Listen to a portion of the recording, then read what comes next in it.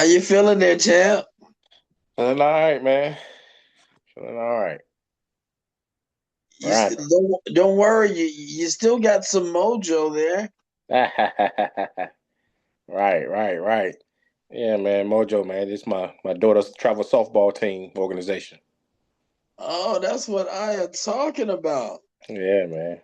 Mojo. Yeah. Speaking of mojo, the Pats had a little bit of mojo in the first half, and then the mojo ran out the dojo. What happened to the Pats, man? Yeah, man. It's exactly what I talked about. They played a little bit more desperately. They needed. They couldn't take a loss, so it was over for the division. You know, we so they scrapped, they fought, and they got to win. And I'm gonna be honest with you. I mean, I think that it was the best thing that could have happened to the Pats. You know how when you just win, Yeah. it's like playoffs is right around the corner. You need to lose at least one, maybe even two. Right. You got to learn your lesson. Some kind of lesson needs to be learned. So now when you go in that playoffs, you right back at it again. Yeah, I know, man. And I'm kind of, I hated it. I really didn't get to watch that game like I wanted to, man. I was peeping in on it a little bit. I had these trainers over the weekend. So, I You were did about to not. get fired before you got hired, huh? Well, so I was peeping in, but I couldn't really watch. So I saw where you had went up 21-0. The next thing I know, it was a hard fought game. I got on the trainers a little bit just to catch the kind of end of it. Oh, I saw Henderson was trying to keep us in there, man. But I'm I'm telling you, you should have watched it, man. But you're a boss, so you can't get fired. What am I saying? The Pats 35, the Bills 31.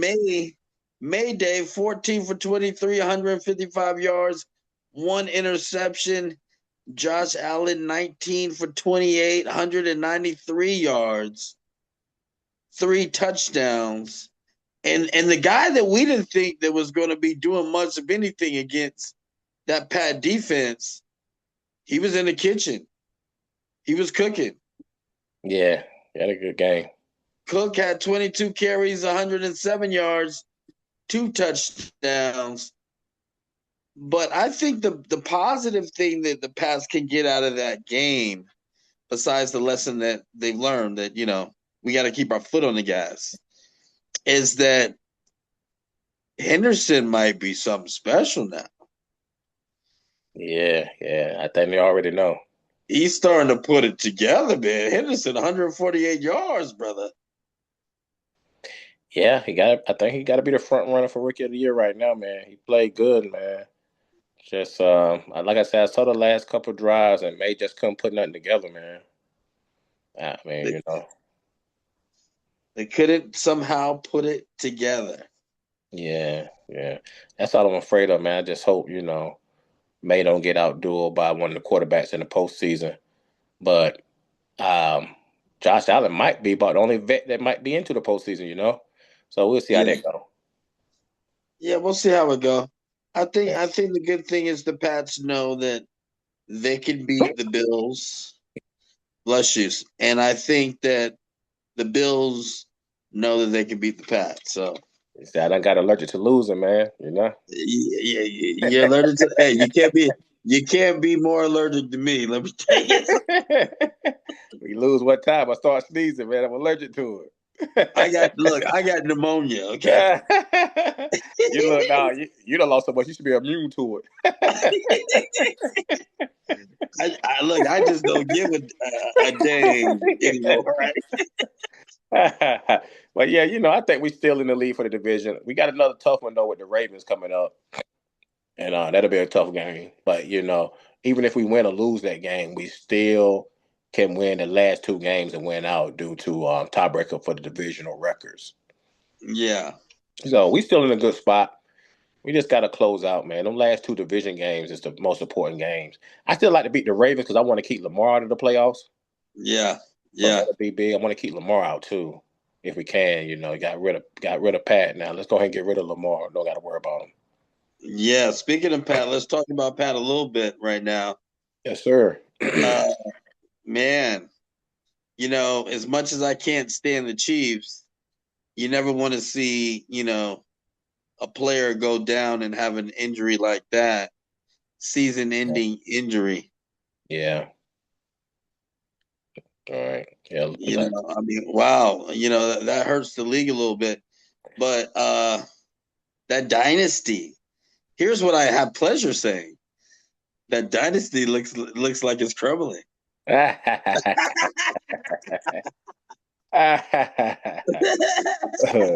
Well, for this season, most definitely it's over. But Yeah, I is don't want to say it's not completely crumbling.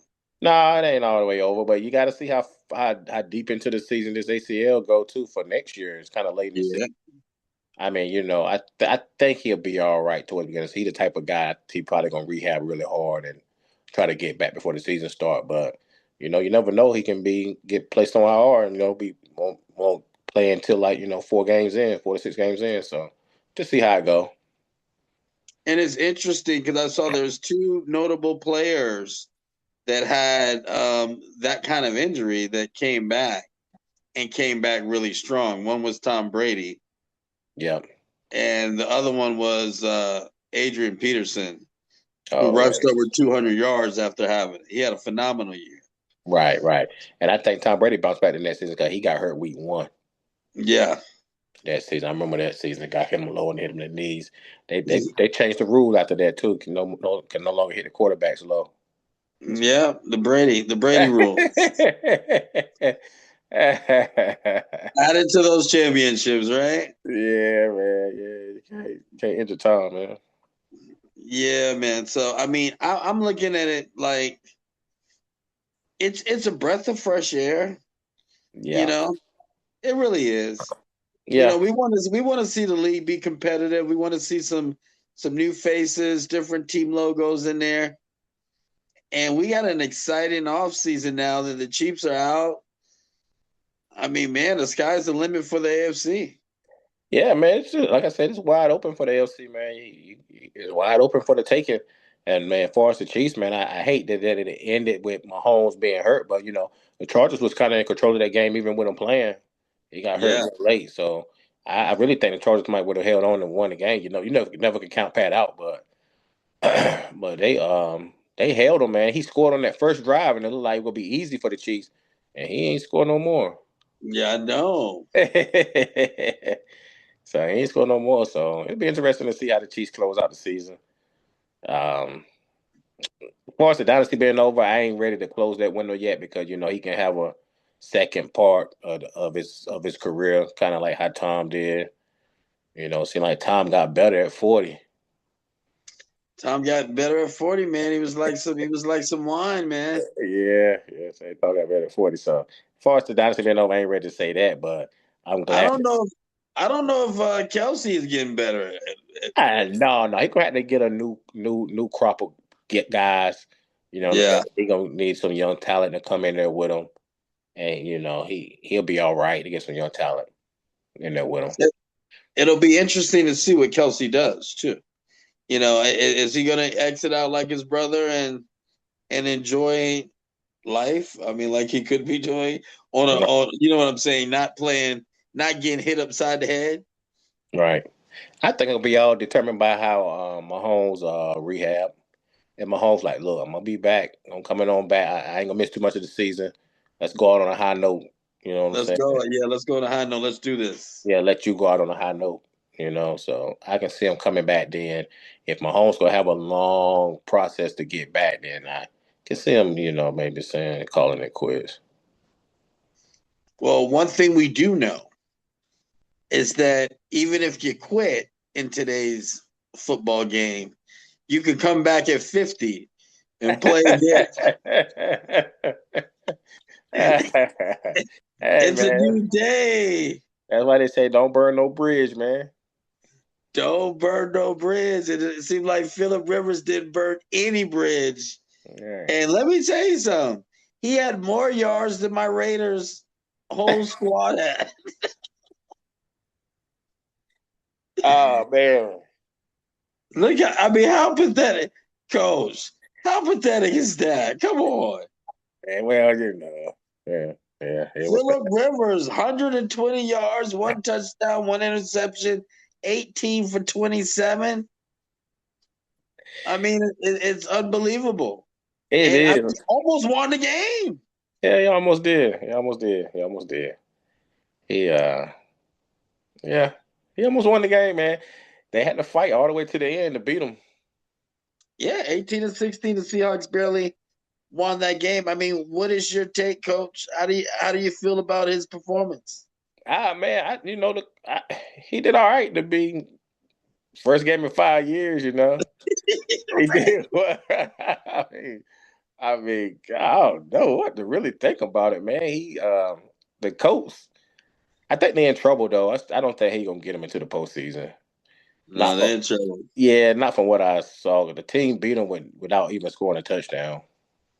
Yeah, they're gonna be on the couch with some Colt 45. Yeah, Colts didn't even. Seahawks didn't even score a touchdown. I think it was 6 field goals. Yeah, it was a field goal game. Yeah. So even though the Seahawks defense is pretty good, that was a tough defense. Had to go against your first game after 5 years. I would say that. But Yeah, yeah. But I want to say that next game against the 49ers, man, and that's not going to be an easy task neither, because they fighting to get into the playoffs. yeah, that's not gonna be easy. We bet. And then they starting to get a little healthy too, as far as getting their players back on the offensive side of the ball. So that's gonna be a tough one again for Phillip to win, man. It'll be tough. They gonna have to rely on Jonathan Taylor. He kind of been, I ain't gonna say a no show, He's but running out of gas a little bit. I ain't gonna say a no show, but he needed a little bit of more Mojo.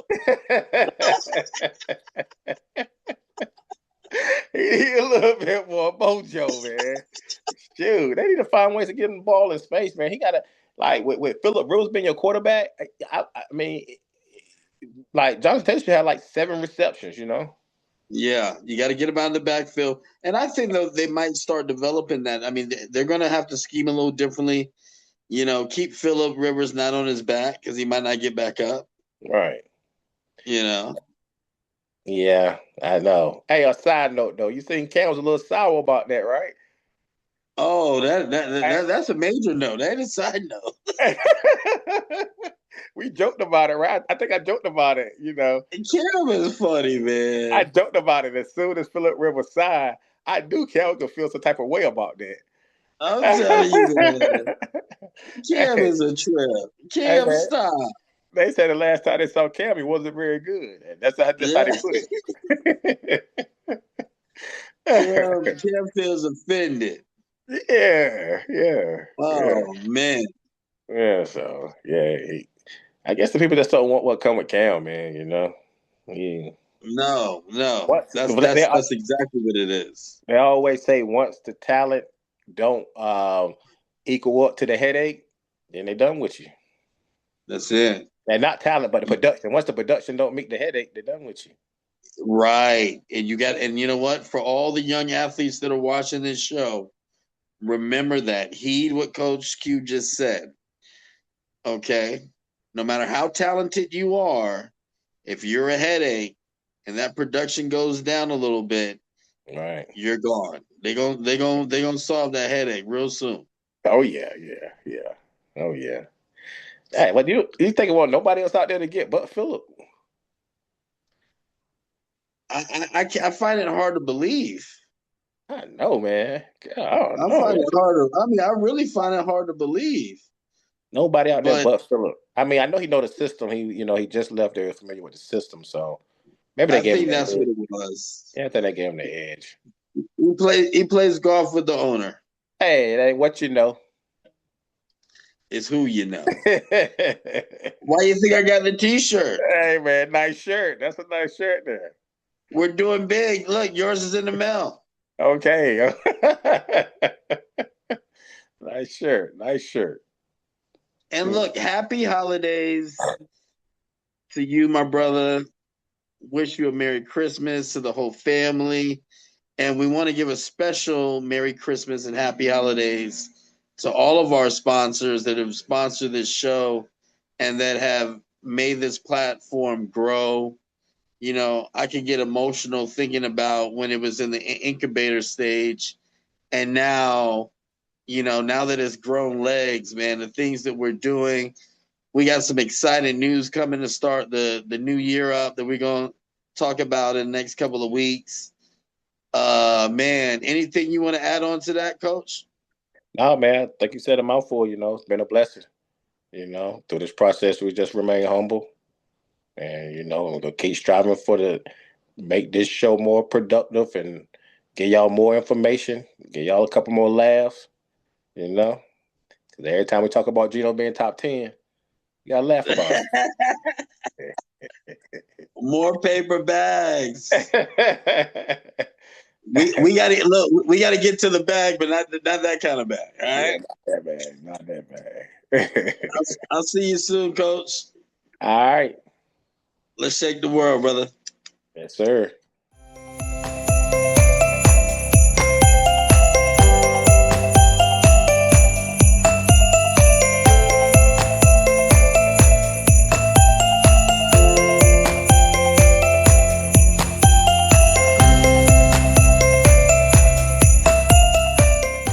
On game day, the biggest plays may happen on the field, but when it's your wedding, every moment should be all about you. At Dream Entertainment, we bring the ultimate lineup: DJs, officiants, planners, bartenders, photo and video pros, live bands, and professional hair and makeup, all working together to create your perfect day. With veteran ownership and in-house financing, we handle every detail so you can celebrate like champions. Dream Entertainment, where your big day scores big. Let's make it unforgettable. The Pride and Egos line of athletic wear is a brand that tells a story about people representing individuality, diversity, equality. Everybody's got our own story. What's your story?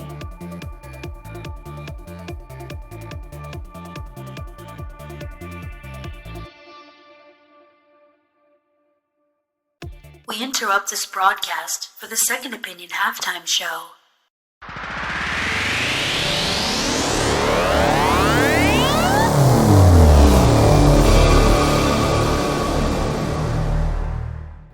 Hi, I'm Randy from Carbon Life Farms. You're listening to our new song, Regrets and Revelations, and you're watching Second Opinion.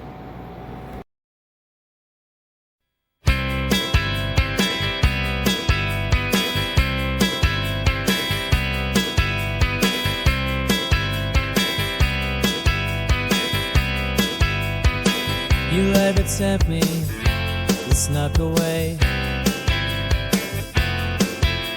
That's what you get, the price that you paid. I had to have her, nothing you can say.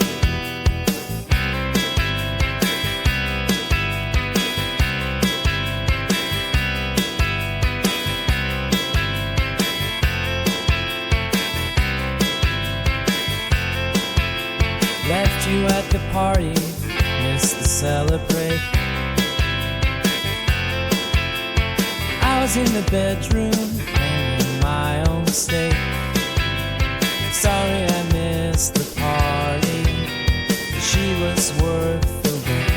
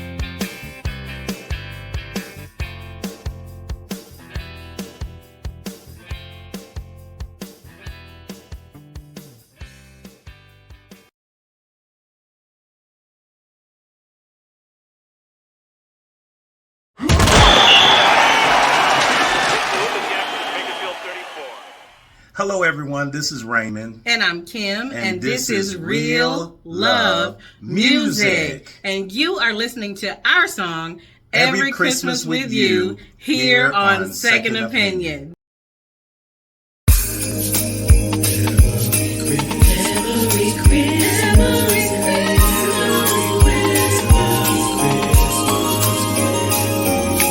Christmas is my favorite holiday. Everything about it just makes me smile. And I'm so happy 'cause I get to spend the season with you again.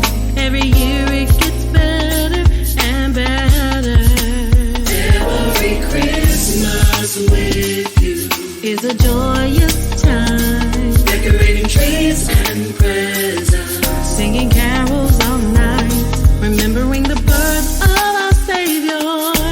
Nothing is greater than this time. Oh yeah, and every Christmas with you. With you.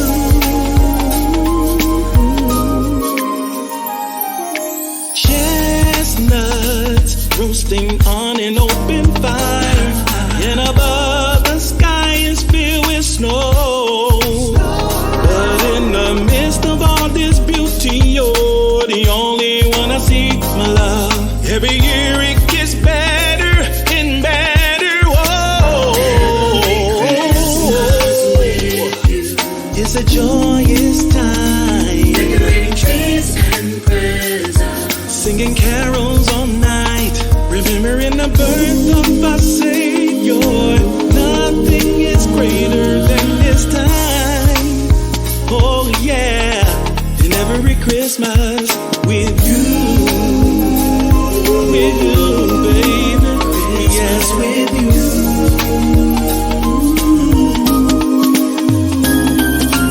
Deck the halls with love. Deck the halls with boughs of holly. Deck the halls with love. It's a joyous time, singing carols all night. Birth of our Savior. Nothing is greater than this time. Oh yeah, and every Christmas with you is a joyous time. Decorating trees and presents, singing carols all night, remembering the birth of our Savior. Nothing is greater than this time, and every Christmas with you. Every Christmas with you. Every Christmas with you, baby. Only you, baby. Every Christmas, yeah. Taking the halls with love with you.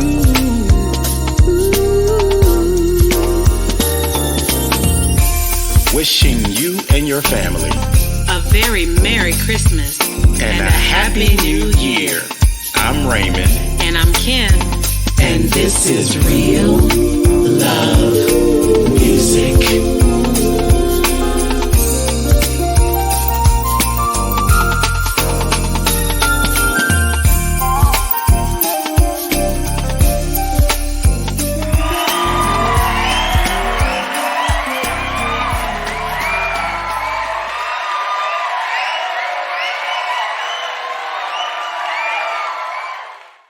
This halftime show was sponsored by Nash Studios of Greenville, North Carolina.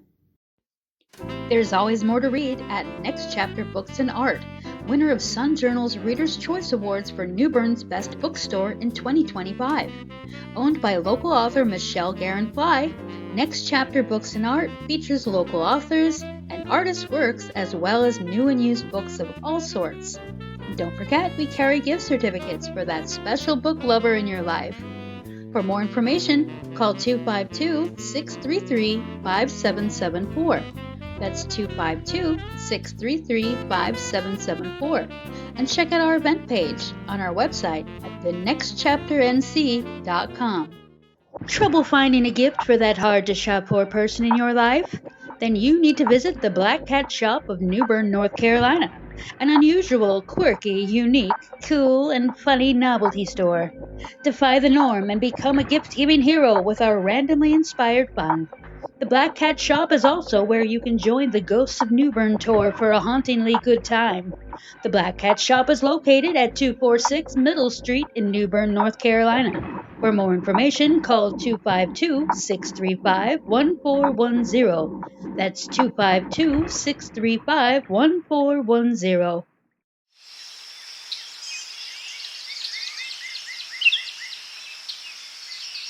Welcome to Second Opinion Sports Show. We're with Eastern Forest Management of Ahoskie, Brian Merritt, owner and founder. We've got Joe Davison with us, the president. And these are the forest experts for Eastern North Carolina right here. We're so glad to have you, fellas. Welcome to the show, and how are you doing today? Doing pretty good, Rebecca. We're glad to be here, and it's nice to talk with you and introduce ourselves. Yeah. Wonderful. And you do a very important job here in our community and the communities around this part of the state and into Virginia. Yes, ma'am. And you're both local, which definitely is a big plus. So familiar with the area. You're both alumni at NC State as well. Yeah, now, Wolfpack. Wolfpack. How's the Wolfpack doing? Looking for this season coming up? Always great. Yeah, always a great outlook. Couldn't be better, and looking for a good season. So Brian, we'll start with you. So what led you? We've got some of the largest pine beds here in our part of the state. What led you into forest management? That became your line of work and what you wanted to pursue when you went to your secondary education? Good question. Originally, I wasn't too sure what I wanted to do when I went to school there. Forest management sounded fun. It sounded interesting. I grew up in a forest and agriculture background, born and raised in Coleraine. So just started taking some classes and it just went from there. I wasn't sure what I wanted to do when I graduated, whether it would be consulting, timber buying, maybe mill work, but found a job here at originally Mike Neal and Associates, and just things worked. I haven't had any desire to go a different route, and not looking to at the moment for sure. It's wonderful. It sounds like it was your calling. It was just meant to be, and it really did fall right into place. I can't lie. It was very blessed, very blessed. Wonderful. Well, we're going to go into more detail about the importance of the work that you do. And Joe, you've been at this a little bit longer. And what led you into this line of work? So when I went off to college, I wasn't 100% sure what I wanted to do as well. I was looking at mechanical engineering, and I enjoy being hands-on and creating, and I don't think I would enjoy being just a minor part of a big machine, to put it one way. I didn't see the appeal of sitting in front of a computer working on a CAD drawing for months at a time. And I've always loved the outdoors. Growing up, I've kind of bounced around a little bit in various parts of the country and always enjoyed the outdoors. My father studied forestry before going into the Coast Guard. My uncle was with the Forest Service out west for his entire career, and NC State's the best forestry school in the land, and I just happened to be there and try out some classes, and the rest is history, so to speak. And what a great history it's been. Now, you both joined up with a company that was founded back in 1974. Mm-hmm. So they've been taking care of these things for quite some time, have some established, it's a little over 50 years. So they've been, this is a great milestone for the company, and you've gone through some changes and some growing, and we're excited that we're able to celebrate that with you on the show and be able to share everything that you do. Now, you both have some specialties. You're both foresters, registered foresters. Joe, you fly drones. Mm-hmm. Yes, and ma'am. we're going to go into kind of a little overview of some of the services that you do offer at Eastern Forest Management, from timber management, land management, timber sales rather, is what I meant to say, real estate side, assessing properties and helping people through those transactions. Reforestation, there's always a question. People sometimes don't have all the right information, and they see the trees gone and they don't see what happens after that. So we're going to talk about conservation and kind of that whole cycle, so that people do know that is part of the plan, is to replant and take care of the land. So give us a little overview, kind of the process, and what are the most common things that people come to you for? That's a good question. Well, a little bit of everything, really. We have a fairly broad client base, folks that we've worked with for for decades in some cases, and there are people that are new to land ownership, and I mean it's the whole spectrum, really. Everything from taking a look at yard trees to cruising 300-acre pieces of Probably the biggest question initially is what is forestry? Right. What exactly is forest management? Or do you work for the state? Right. I get that all the time. Say, oh, I'm a forestry consultant. Like, oh, so you're with the state? Yeah. No, no, that's a whole different world there. Right. But initially we just have a conversation with the landowner. Assess their land is the biggest thing. What do they have? Do they have 20 acres? Do they have 200 acres? And then within those acres, is it pine dominant? Is it hardwood? And what are your goals for the land? That's a big question. Most landowners don't have any objectives for their land. A common case, mom and dad always took care of it, and they just, unfortunately, when they pass, it comes down to the kids, and they have no clue what they want to do with it, whether they want to keep it or want to manage it to be a profitable forest or more wildlife based. There's a bunch of different objectives you can have, and that's where we kind of step in and make those guidelines for our clients. And that's one thing that I really enjoy about consulting. So when I started out, I was buying timber for a sawmill and I had a really fine experience. But I had a primary job, and that was to provide wood to the mill. And I served landowners as well. But with consulting, I get to cover all aspects of forestry. We do prescribed burning, fly a drone, do wildlife management in some cases, reforestation, timber sales, timber thinnings, writing management plans for all kinds of different timberland. And we're working directly for the landowner, like Brian was saying. Landowners will have objectives that they want to meet, and we can meet those. Not to knock other avenues of forestry, but with consulting, we kind of have the opportunity to practice all aspects of forestry, not just one event. And job isn't to provide wood for the mill per se; it's to meet the landowner's objectives. That's our ultimate goal. Yes. And you do so at the highest standard, with ethical consideration for the land itself and conservation and all those other factors that go into the job that you do.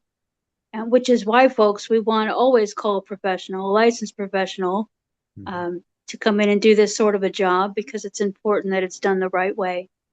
And explain for the audience, we all know that a burn is necessary at times and in cycles.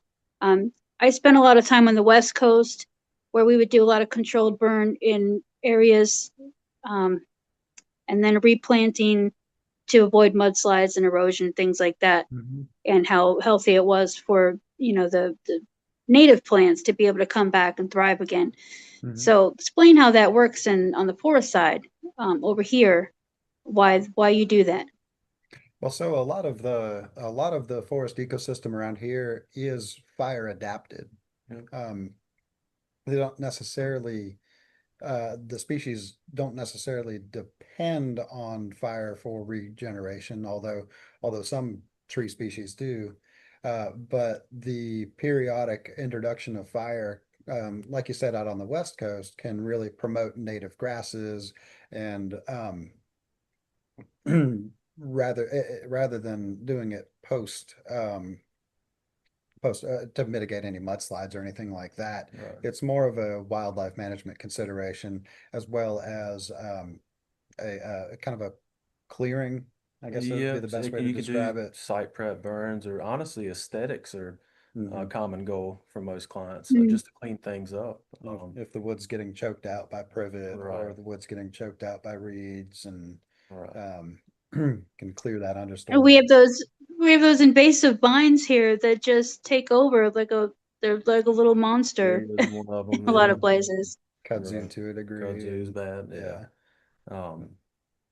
And that's where the objectives come into place, because sometimes burning is the best option, sometimes chemical is the best option. It just, we tailor our objectives or our recommendations to our specific client's needs. There's not typically a one and done for anything. Everyone is client dependent, I would say. Yeah. Yeah. It's hard to do cookie cutter. I mean, there are formulas of reforestation and you can predict what'll happen, but everything is tailored to the specific piece of ground. Right. Start your day with the best breakfast on the beach. The Bite at the Box is your destination for American comfort fare. And don't forget to try our famous hoop cheese biscuits. The Bite at the Box is open every day and is located at 117 Atlantic Boulevard in Atlantic Beach, North Carolina. To view our tasty menu or place an order for delivery by DoorDash, visit thebiteab.com. That's thebiteab.com. So how long does it take? How long is that cycle of reforestation when a piece of ground has been used and already the timber's been harvested and it's been replanted? Just for people that may be curious, when is that land ready again to be harvested again?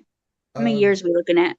Well, so a word that is commonly used in forestry is it depends. And so if you had a flat, dry piece of ground that you planted in pine trees and planted at a specific density, you could consider potential thinning as young as age 13. Although that's pushing the lower bounds of the age limit. But a typical rule of thumb is with pine is 25 years from zero to final harvest. It's different for hardwood species and different in swampland. And even with the pines, our standard pine is loblolly, but longleaf was once our most dominant pine tree on this land, say 200, 300 years ago, maybe somewhere in that category. Since then, loblolly has really taken over, but on that stand, I'd agree 25 to 30 years, a good rotation age, unless you were looking long-term timber growth. Right. That word depends comes in because we have stands that are 75 years old. We have stands where the landowner wants to cut every 25 years. Right. And the wood is pretty well mature at that age. Some of it's market driven. It's driven by silviculture and timing. Yeah. So is there a ballpark figure? People are wondering, say they have a certain amount of, and I know it's case by case basis, but is there a ballpark figure for how much a certain amount of acres may yield that may be cleared? That's a tough question to answer there. It is a really difficult without question. putting ourselves in a corner, because like you say, that question is very tract specific, based on the age and quality of the timber. Its proximity to the mill is a big factor. Some things that we encourage landowners to keep in mind is how close is your timber to the mill? Is it within 20 miles or is it within 50 miles? Because they have a minimum they will pay delivered to the mill, depending on what product is being delivered: pulpwood, chip and saw timber. And that really drives that price. To give you a very broad range, Could be 1,000 an acre. It could be, and it's just strictly clear cut here. I was gonna say, I mean, really, even as low as 200 an acre. Right, if you're thinning for sure. Up to between $200 an acre and $6,000 an acre. Yeah, it's a very widespread.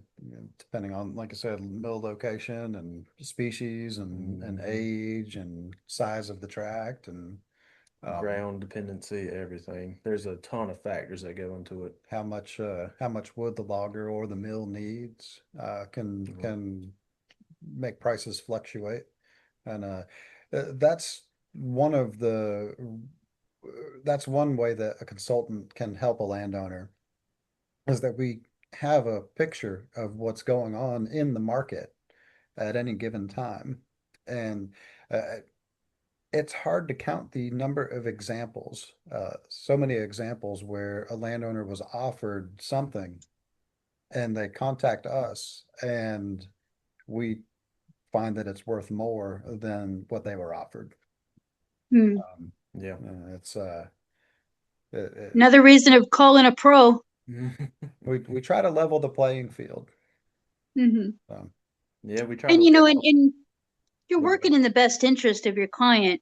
Not everybody who makes an offer is making a good one for obvious reasons, and with not everyone's best interest in mind. So, that's the integrity that comes with a company such as yours, which is why we want people to call you when they do have these questions or concerns. Now, you also help folks with accessing government grant programs. You act as a liaison for that. Are there some that are common that people are able to access, or is that again kind of more, fine tuned to what the specific needs are? Yeah, so probably our most standard program that we introduce clients is the state funded cost share program, FDP, which is Forest Development Program, if I'm not misremembering. That's a program that's offered from taxpayer money. As well as mill receipts. Right. Every sawmill that produces wood gives a cut to the reforestation program. Right. It incentivizes landowners to plant trees back. There has been times in the past where people didn't see the need to plant trees if eventually they would grow back on their own, as opposed to a crop field of corn or beans or cotton. So this encourages landowners to spend a little bit of their income, get the forest back into production, and leave it for the next generation, if nothing else. Give back to the land that's given you something, is the way we phrase it. But that program is good. There's some other federal programs we're familiar with. There's a little bit more work, and they're year to year. I wouldn't say they're as promising, but we can always enroll clients in it and hope for the best. Yeah, there are, like I said, a number of federal programs, and we've participated in some of those and gotten clients hooked into those. But it does vary year to year what is available out there. We've done a little bit of work with carbon credits. That's a good one. Where people can, and that's not strictly a governmental program, but the landowner can gain some revenue simply by growing trees. It's sequestering carbon. And the idea is to help mitigate climate change. If it's going to help tree growth, I'm for it. Yeah. Now, another question people may have is, before you go in and harvest, and what kind of actions, if any, are taken for the wildlife that live in those spaces? So we keep a tab through the through the Natural Heritage Program of endangered species. And quite honestly, if there are no endangered species in there, animals adapt really well. Right. If you think of the forest as an ecosystem, take a 30-year-old pine plantation. That is a significantly different ecosystem than a 3-year-old pine planting or a 3-year-old natural stand. Both will support different species. You're not going to have as many bear living in the cutover, but bears benefit from a cutover because there are more foods out there for the bear. Similar to a deer. A deer is going to travel across multiple forest types. And we'll find some more food in a cutover and bedding and protection in a cutover. So generally speaking, if there's not an endangered species on the property, we trust that the critters and the animals will adapt. Right. The main ones we look out for are bald eagles. Of course, they're highly protected. Mhm. We are required to leave buffers around any nesting sites if they're found. It's like 600 feet, I think. It's a good, tricolored bats are one that Mhm. aren't as common, but there's very few places here that really tailor to their ecosystem. So in a pine management plantation, they're not as big of a worry. And with aquatic species, we handle water bodies by creating buffers. And the biggest function of a buffer is to keep the soil on where it's supposed to be, to keep the soil from infiltrating the water. Buffers also help mitigate water temperature, and all that does well to help protect aquatic species. You know, we do work in some swamps. A swamp is a little bit of a different ballgame compared to a stream or a river or a lake, because it's a stagnant water ecosystem or sort of stagnant water ecosystem. But I wanted to mention that as well. So speaking of swamps, you two ever seen the pig man or a Bigfoot out in the Littleton area? I was just recently I've reading got some some pictures, but I don't know if I want to publish them. I thought I saw a dinosaur one time. He's probably seen us. I'm not sure if we've seen him. But no, most of the time we're heads down, trucking through the woods, trying to cover as much of the area as possible. So there's probably more critters that see us than we notice ourselves. Yeah. We try not to look for the snakes, because if we do, we'll find them. Right. Exactly. I hear you on that one. Especially the biting kind, the venomous kind. There are a few around. Yeah, just a few. Well, you guys covered all, and it's very fascinating.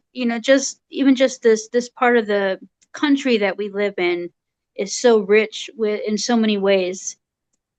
Between just the wildlife and they call it God's country for a reason. It's definitely beautiful, and you can appreciate, just the difference in the landscape and what's here.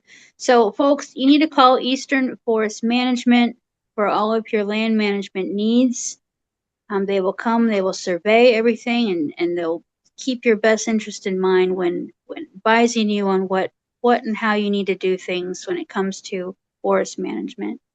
So, it's football season's almost here, fellas.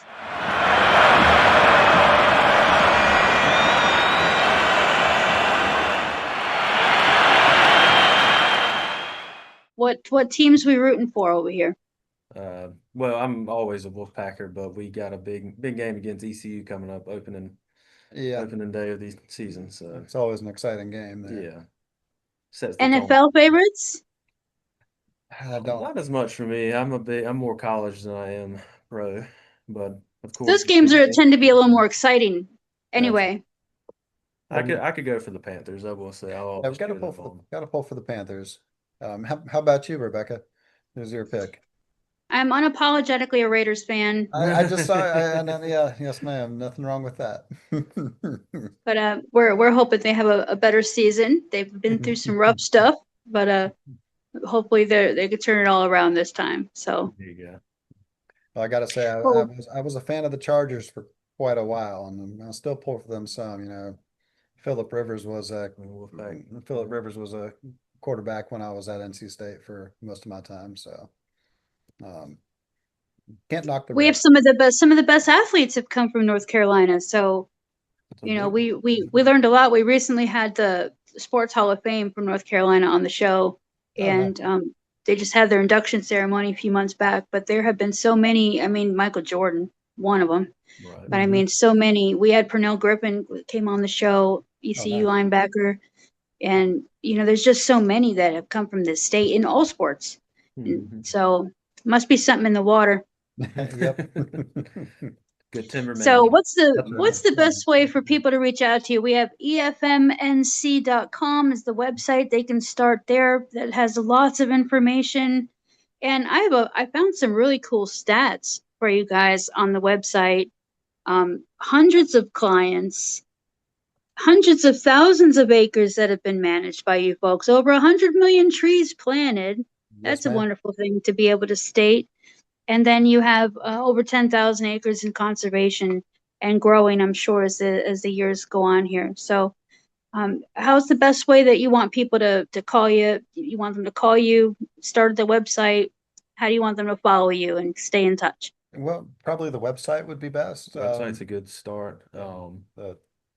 We have signs out. I don't know if we need to give out our personal numbers at the moment, but we do have a centralized office number. That 252-398-1473 is the central number. And that's myself, Brian Merritt, and Slayton Daniel, who couldn't be here today. You can reach any of us three with that central number. And well, shout out to Slayton. You let him know we missed him, and we'll look forward to updates. You know, anything that you knew that you have going on. And folks, reach out to Eastern Forest Management of Ahoskie. They serve this part of our state and then some more. So if in doubt, just call and ask. They'll set you straight and put you on the right path. So we'll do the best we can for you. That's right. Well, Joe, Brian, it's been nice visiting with you. Thank you for being with us today on The Second Opinion. And we're excited thank you for your sponsorship, for supporting the show and supporting our community and doing the work that you do to keep community, keep us breathing good air. That's part of your job too. So we don't advertise that so much, but we should probably push that. So purveyors of fine oxygen. There you go.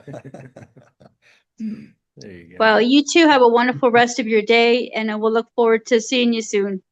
Thank you, Rebecca. Thank you. You're welcome. This episode was sponsored by Eastern Forest Management, serving Northeast North Carolina and Southeast Virginia, providing expert guidance in land management, timber sales, reforestation, real estate sales and appraisals, drones, GIS and mapping, as well as government and grant programs. For more information, visit efmnc.com or call 252-398-1473. That's 252-398-1473.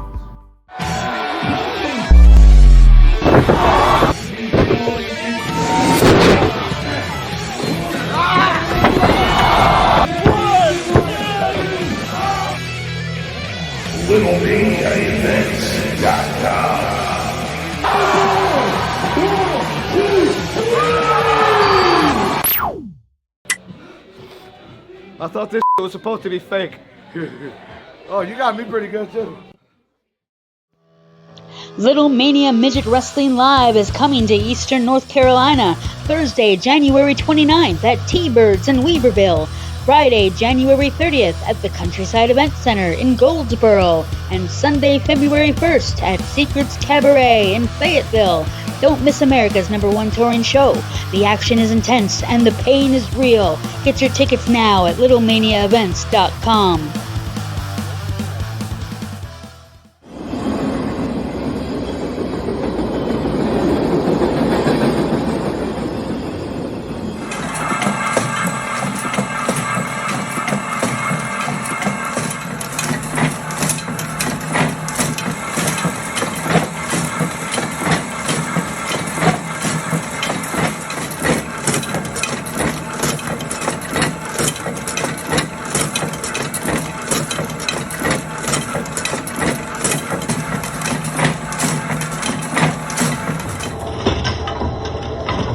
Officeworks Plus of Williamston, North Carolina is your go-to resource for packaging, shipping around the world, printing, and business service needs for Eastern North Carolina. Officeworks Plus also provides notary public services, and their store provides office, packaging, and school supplies as well. Officeworks Plus is located at 825A East Boulevard in Williamston, North Carolina. For more information, call 252-792-6116. That's 252-792-6116. Richland's Cajun Market is the only grocery store in eastern North Carolina that specializes in authentic Cajun foods like boudin, andouille, gumbo, jambalaya. Whatever Cajun you're craving, you'll find it at Richland's Cajun Market, bringing the best foods from Acadiana to the Carolinas. We may be small, but we're big on taste. Located at 904 Wood Drive in Richlands, North Carolina. Call 910-430-0662 for more information. That's 910-430-0662. AB Ice Cream and Candy Shop has everything to satisfy your sweet cravings. Choose from over 40 flavors of hand-dipped Hershey's ice cream, nostalgic candies, or freshly made cream and butter fudge made right here at our candy shop. We also have milkshakes and sundaes. Everyone deserves a treat. Get yours at AB Ice Cream and Candy Shop, located at 1010 West Fort Macon Road in Atlantic Beach. Call 252-648-8324 for more information, or get the whole scoop at abicecream.com.